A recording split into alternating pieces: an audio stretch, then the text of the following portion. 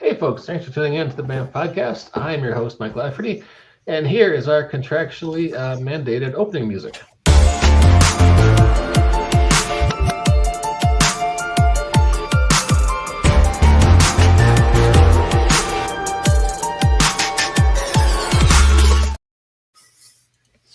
And that, a lovely bit of music assures you, ladies and gentlemen, this is a high quality, high production value podcast. Only the finest, ethically sourced, farm to table geeky conversation for your podcast listening pleasure. Completely gluten free, no red dye number 5 either. Tonight we have a frequent co-host we haven't seen in a while. Mr. Ross Watson is here. Ross, how you doing? Good. Thanks for having me on. I appreciate you being here. We also have frequent co-host Mr. Jacob Blackman from Oklahoma. How you doing, sir? Always a pleasure. All right, so this is one of our little movie chats, and we're talking about Michael B. Jordan's Sinners tonight. So, hey, Michael Mendoza's in the comments. Michael, good to see you, and that, sir, is a lovely cat. Hi, Michael. So how are we feeling about this? I didn't realize this was a vampire movie until I read some reviews. This was kind of... Oh. If I may, I think I would... My first thing I'd like to say to anybody listening to the show is this movie is much better enjoyed blind, like as blind as possible. So if you haven't seen it yet, go see it and then come back and listen to us.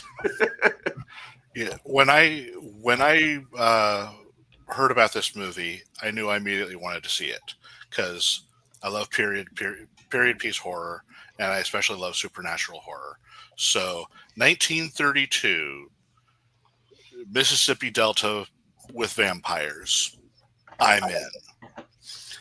And then when I saw the movie, it was everything I could have wanted and more. It was so good. This, for me, is a 10 out of 10 movie. It is flawless. I watched it twice. I would go see it again. For me, it's the best film of 2025. I just love it. Mm-hmm. Yeah, I would be surprised if this doesn't get just so many Oscar nominations, if not winning. Really? Okay. Well, tell me why. Michael Mendoza clarifies his cat is named Swifty Luna, and she is a pretty kitty. That is a great name for a cat. It's a great name for a cat. Well, I agree with Jacob that it deserves the Oscars. I don't know if it'll get them, but it certainly deserves them. I'm considering what we know about Hollywood. I don't know if it'll get them. Yeah, but it 100% deserves them. Michael says it's high praise that the vampires are the least interesting part of the movie, and the vampires are pretty scary. Yeah. I mean, that's one way to look at it. They're certainly not the only antagonist in the film, which is actually really great. I agree with you on that, Michael. But I loved. Oh, yeah. Michael says it will get all the musical Oscars. This movie is kind of a stealth musical. Yes. There's a lot of emphasis on music and singing, and a lot of scenes that are revolve around that. But they're deeply important to the plot and very well performed and just bangers all around. So, oddly enough, Minecraft was the same way.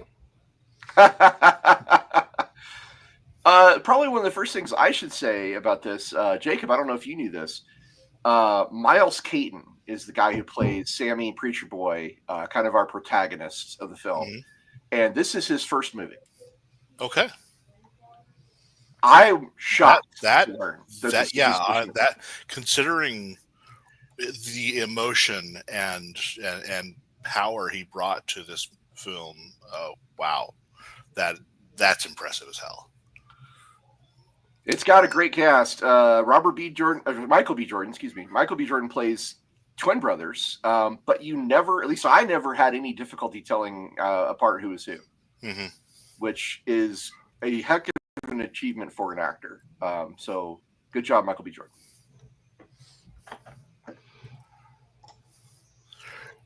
So yeah, for those who've not seen this, I can't recommend this any more highly. It is a wonderful look into the era of the time and setting of the time, and the spiritual and supernatural beliefs of the people who are there. And I love how the movie, the first half of the movie is completely normal. It's a bit of a slow burn. It is the only thing I can really equivalent this to was From Dusk Till Dawn. Yeah, absolutely. Where A lot of the first half of the movie is this one movie, and then the last half of the movie is something entirely different, but makes for a great whole. And this movie did it amazingly. And yes, the music is so important. Just the background track. Time someone is telling a story of something they knew about or heard or something that happened to them in the past, the soundtrack entirely changes to accompany what they are talking about. Yeah, Delta Slim is in the car talking about the guys on the chain gang and this lynching that he saw. And the soundtrack behind that scene is all about what's happening in the story, not what's happening in the scene, which is really cool. Yeah. So it's the touches like that are just fantastic. Now, Lafferty, you've seen this, right? You can go ahead and spoil. I couldn't get to the theater this week. I meant to, but I was not able to, unfortunately. Oh, my bud, it's still there. It's I know. Grab me, you and me and Scott will all go and watch it. But it is it's amazing, and there's the cinematography is just as awesome as the music. There's this one scene in the dance hall where Sammy is singing for the first time in front of a crowd. Mm-hmm. And there's this legend that singers like him can bring spirits from the past and the future when they do it. And it is stunning. I mean, it feels like one take. It's not one take, but it feels like one take. And it is breathtakingly beautiful. Mm-hmm. Oh, I have to see this. Okay. That sounds amazing. There's no other way to describe it. That scene was so amazing. Mm-hmm. And it burned down the roof. Quite cinematically, literally. Well, it shows you what the vampires see, because they are also witnessing this, which is pretty great. But the legend in the beginning, they tell you the legend at the very beginning, so it's not a huge spoiler, that there are certain people born every generation whose music transcends life and is so powerful that it brings forth the spirits of ancestors and those from the future to them for inspiration. Mm-hmm. And unfortunately, because it's so powerful and can do this, it attracts both good and evil to them. It's this is a spoiler, sorry Lafferty, but it is the main motivation for our primary antagonist, Remick, who is the master vampire. His whole goal is to bring Sammy into his vampire clan so that Sammy can show him his people that he has not seen for 1,300 years. Yeah, Remick, while he's presented as an Irishman, who certainly has their own racist connotations at the time, he's a Celt. Well, he talks about, Remick speaks about how his people were forcibly converted to Christianity. Exactly. Which places him around 1,300 years old at the time of the film. Which is 1932, if I'm not mistaken. Yeah, so when he told the story of the preacher man coming, I was like, oh. Yeah, he's old. You're old. You're terrifyingly old. And a great character. Remick has a perfectly understandable motivation. Mm-hmm. He's got a perfectly workable plan. Mm-hmm. He carries it out in a very charismatic way. Like, this dude, like, is one of my favorite villains, like, period. He's extremely cool. Yeah. And there's a neat little twist they add to vampire lore. Jacob, do you want to cover this? I'm sorry, I was reading something when you asked that question. Say that again. There's a neat little twist that this movie adds to vampire lore. Oh yes, in that vampires in this maintain their own personality, but they all share each other's memories connected through the one who made them. And skills. Yes. Because Remick So is able to get they can speak any languages the others know, play musical instruments the others are know how to play. sing and dance. Yeah, there's a scene when Remick has his entire vampire coterie doing a river dance, And it's really cool. and it's to uh, Long Way to Dublin, I believe is the song. All of the Irish songs in the movie are about death, FYI, which is really fun. Something I learned after I watched it. And it's just it's powerful and terrifying when you think about it.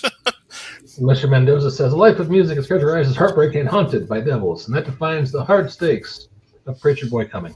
Yeah, Michael B. Jordan's characters both try to kind of steer Sammy in a different direction than making music his life. And that's one of the challenges that Sammy has to overcome during the movie, which is actually highlighted by two really nice post-credit scenes. If you go see this movie, stay all the way through to the end, because there are two post-credit scenes, and they're both important. They're both meaningful. It's not filler. Are they setting up a Sinners cinematic universe? No. I seriously doubt it, but the fact is, Ryan Coogler has signed in his contract after so many years, he gets all rights back to this film property and its characters and setting. And it's made $300 million so far, so not a bad opening. The after credit scene doesn't feature Wesley Snipes, does it? No. Okay, just making sure. One thing I loved in this film is once things go sideways, they're talking with Annie, the cook, who is the most educated about the supernatural world and all that. About they immediately start listening to her. There's none of this. That can't be right. These things don't exist. They're like, what are these things? And she explains it, talks about exactly what they are, because she's familiar with the supernatural, and they freaking listen to her. So Annie is a hoodoo practitioner, which is where she gets all her knowledge from, and she is just awesome. Michael Mendoza says, "I love that pursuing the blues is the ultimate stakes, not surviving the vampires." That's actually true. Yes. Yeah, Sammy's choice to pursue the blues is the big arc of the film. The cast in this is great. I mean, Haley Steinfeld is in it. You got what's his name? Delroy Lindo. Oh my God, Delroy Lindo as Delta Slim. He has one of the best lines in the movie. He does. When they encounter like their first vampire jump scare, he's like, "Does anyone smell that? No. What? Good. Because I think I just shit my pants." Yeah. Delroy Lindo is this guy. He's been in like tons of movies. If you saw Gone in 60 Seconds, he's a cop. If you saw The One, he's a cop. He's in a ton of movies as a like law enforcement officer or something like that. But in this movie, he plays a blues musician who's a little bit down on his luck. Yeah. And he even has this really great little arc where he starts off kind of jealous of Sammy and not wanting Sammy to perform, to at the very end, he's like, "You vampires are going to have to get through me to get to him." And it's just a lovely, lovely little character arc. Everybody's got some moments, but I thought Delroy Lindo really stood out. What I thought was interesting was how much each of the characters who are there for the final battle are the representatives of sins. Because there's Ukar, Scott, Smoke, and Stack, who are pretty much greed. They're there for the money. They want the money. Sammy, I think, is like sloth or something because he doesn't know what to do with his life yet, and he's just kind of going by. Perline is lust, I guess. Perline would be lust. Yeah. Delta Slim would be gluttony because of his alcoholism. Right. And Grace Chow Pride is 100% pride because all she cares about is herself, her family, and nothing else. So Grace makes a choice near the end of the film, and Now here's the thing: it's not what I would have done, to be clear, but I understand why she made that choice. Like I'm like, girl, she was protecting her family. You do what you got to do. I get it. It's not what I would have done, but damn, it wasn't cool. It was the worst decision she could have made. Well, worst and best because it gets us that great confrontation and it gets us to the end of the movie. Which without it, we wouldn't have. It just would have been pretty boring. And after the movie, there is one of the most satisfying battle scenes to ever exist. Yes. So yeah, there's a scene at the end of the film. Again, we're spoiling the absolute shit out of this, so just be aware.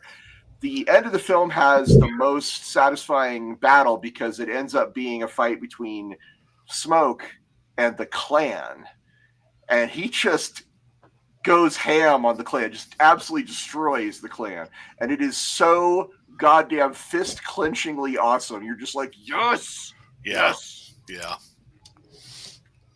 Michael Mendoza says it helps somewhat that I'm assuming he's talking about Grace, fatal move wasn't driven by cowardice. It's true. It was not driven by cowardice. Quite the opposite even, says Michael. Yes, you are correct, sir. It was not a cowardly move. So what does Mike mean by the movie Pull the Gilligan's Island? Question mark. I don't know. Okay. I'm not sure. I'm not sure about that. I don't know. I don't know what he means. Maybe you can clarify that? Yeah. All right, so this is definitely worth checking out. This almost sounds like this is such a good movie you wouldn't want to mess around with trying to gamify it. Am I right? Well, the vampire lore bit about everybody sharing memories and skills, that's really interesting to me. Like that's something I could see. Okay. So Michael Mendoza says the castaways are rumored to represent the deadly sins. Okay. And so that's why he's talking about Jacob's assertion that the final battle participants are representatives of the deadly sins. Who's Marianne? Maybe Perline. I don't know. What sin is Marianne embodying in Gilligan's Island? The house agreed. It's not my theory. I don't know. I don't know enough. I've not watched enough, of that show to make speculation on that. I've seen maybe 2 or 3 episodes of Gilligan's Island. Okay, Marianne equals envy, Ginger equals lust, Professor equals pride. I can see that. This is Michael Mendoza once again. Thank you, Michael. Yeah, Michael. With the Howls, you have. Hey, you know what? I'm going to stop talking about Howls, sloth, and greed. With I guess you've got violence, or rage with the skipper. Wrath. And wrath. And I don't know what sin poor Gilligan could be guilty Sloth. of. Sloth. Okay. Yeah, the Howls collectively are greed, I think. But anyway, we're talking about a different show. So, Sinners, Ryan Coogler described himself in the process of making this movie as like a meal. He wanted to give you an appetizer, a full course centerpiece, and then a dessert and like an aperitif. And each segment of the film is kind of like that. It is. I would love to see more set in this world, but if there's all there is this, it is amazeballs and 100% worthwhile. Yeah. Okay. I could, in the terms of gamifying things, I agree that the vampires and their collective mental power could be an interesting take to introduce into a game, to the sharing skills and knowledge and all that. I also think a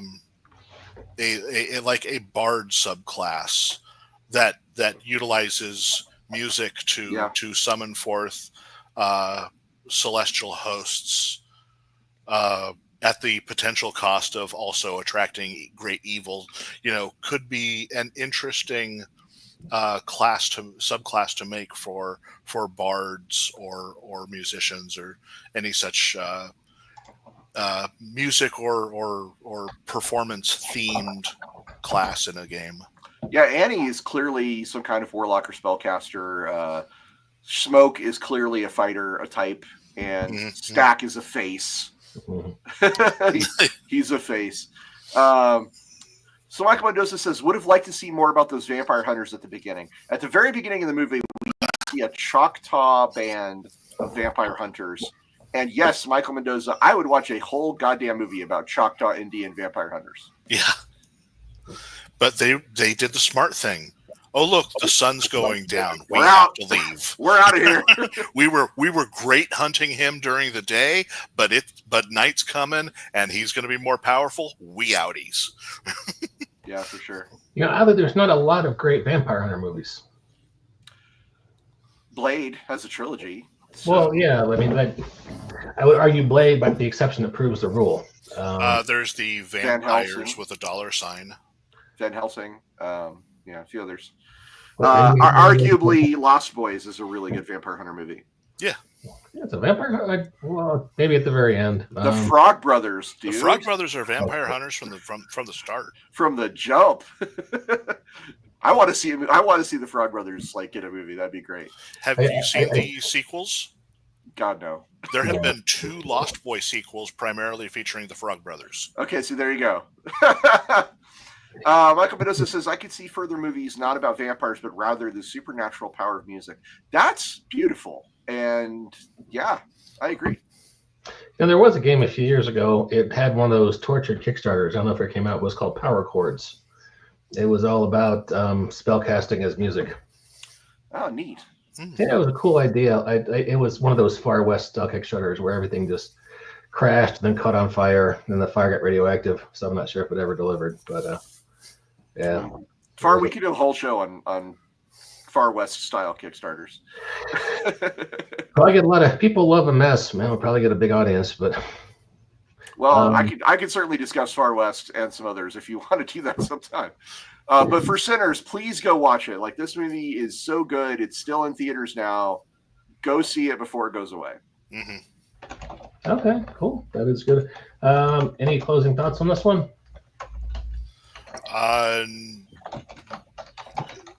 No more than what's already been said. It's an amazing movie, and I can't recommend more highly that everyone go see it. It is cinematically one of the finest films I've recently seen. So I'm gonna say a final thought here that I really want Jacob to chime in on, because this is about, having seen the movie a couple of times, I started to really look at some of the details. And one of the plot points in the movie is that Annie has given Smoke a mojo bag to protect him. Yes. It's an item that has some supernatural power, or at least it's hinted or implied heavily that it has some supernatural power. And in the final confrontation, Smoke and Stack fight each other. Mm-hmm. And it seemed clear to me, at least on the second viewing, that the reason that vampire Stack could not kill his brother was because his brother was still wearing the mojo bag. Yeah, I would agree with that. So it's a little interesting bit with the hoodoo. It's just really kind of subtle, but it's in there, and it's really neat. There's a really great closing line too from Annie, where Smoke is lighting up a cigarette as he's dying, and she says, "You can hold the baby, but you have to put the cigarette out. I don't want any of that smoke on him." And I'm like, oh, she never called Smoke Smoke. She called him Elijah, which is his actual name. Yeah. Which suggests that she's saying, hey, that baby doesn't need any of your bullshit from your life of crime. Michael Mendoza says, how awesome was Stack, the In Living Color edition? When he came in dressed like that, yeah, that was so 90s. There's little bits of the 90s throughout, and every one of them is fucking authentic as shit. I'm just like, wow. Every time you see someone wearing 90s clothes, I'm like, that's 90s, bro. Like, I lived through that. Yeah. I can tell you that's real. Yeah. That's how How long ago was that now, guys? Is that 30 years? It's been 35. 30 years. Yeah. Mm. I was a Yeah. youngin in 1990. I just graduated high school. So, yeah. I think I'm older than both of you guys. I graduated in 92, so just a little bit, yeah. I just have this youthful confidence, but yeah, I'm older than both of you. So. All right. Well, hey, thanks very much for doing it. Yeah. I should mention there's some really fun storylines in Sinners that are just sort of alluded to. They don't really get in depth to it. Like Smoke and Stack apparently ripped off both the Italian mafia and the Irish mafia in Chicago, which is For just the alcohol they sell at the club, right? Which is it's a tiny plot point, but it's actually really interesting. Like I want to see that story too, about how they accomplished that because they were working for Capone at the time. Mm-hmm. There's this story about this village that is set up by former slaves that they try to send Sammy to. There's like all these really cool little bits of world building that make the Mississippi Delta of 1932 a really interesting place. Mm-hmm. So pay attention to when people are talking, when people are telling stories, because it's almost always something that enhances or builds up what's going on around it. And the social commentary is really strong with the Irish vampires being also a minority, et cetera, et cetera. So, yes, Mac Mendoza says another potent theme is all the ways black folk get screwed by the man. Yes, they do bring that out. Very good. I've often thought that there's so much focus on either fantasy or modern or World War II that there's an awful lot of, if you're talking about early 20th century, Prohibition. Yeah, there's a lot of stuff that doesn't get touched in terms of pop culture or gaming, especially. Oh, the brothers fought in World War I. That's because Stack has a trench knife. They were soldiers. Stack has a trench knife, and Smoke brings home a bar and a Thompson and some grenades. And there's some interesting history parallels that also might be mentioned, like the way Remy tries to coerce the Chows over to his side.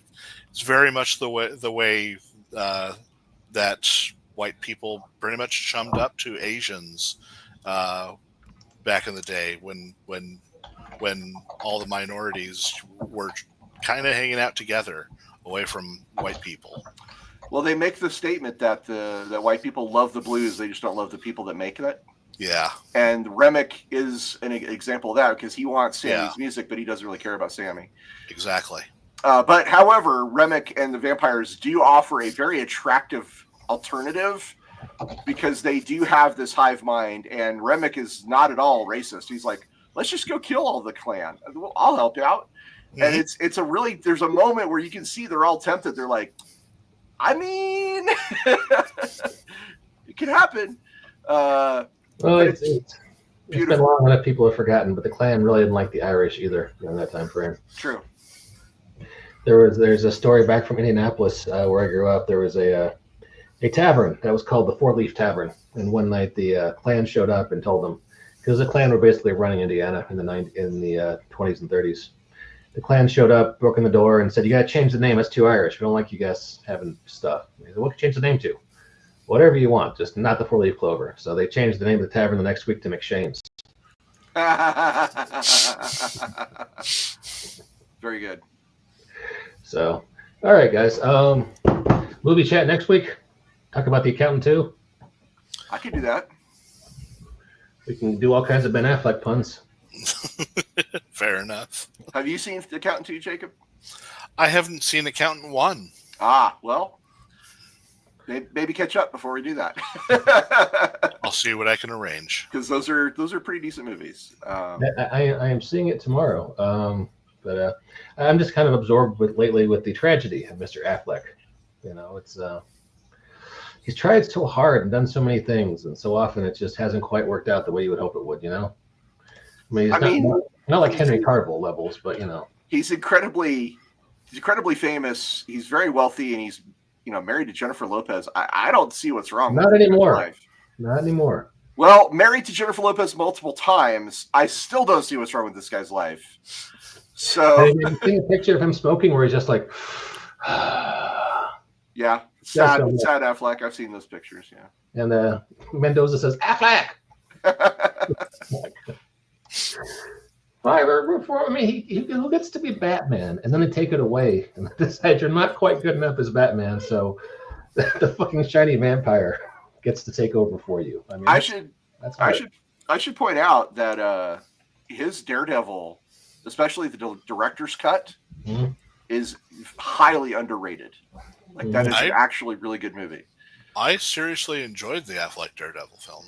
That's kind of what I'm saying. Is a lot of his stuff is underrated. I mean, he's tried really hard, and he's talented guy, and it's I just feel bad for him. That's all I'm saying. So, I mean, if I get to be Batman, and then they're like, you know what? On second thought, you don't get your own movie. You get this weird deleted scene with Jared Leto, and then we're gonna give it to somebody else.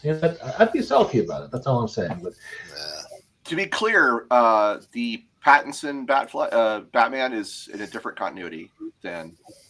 oh, okay, fine. But oh, hey, did you guys see the Penguin? No. I have.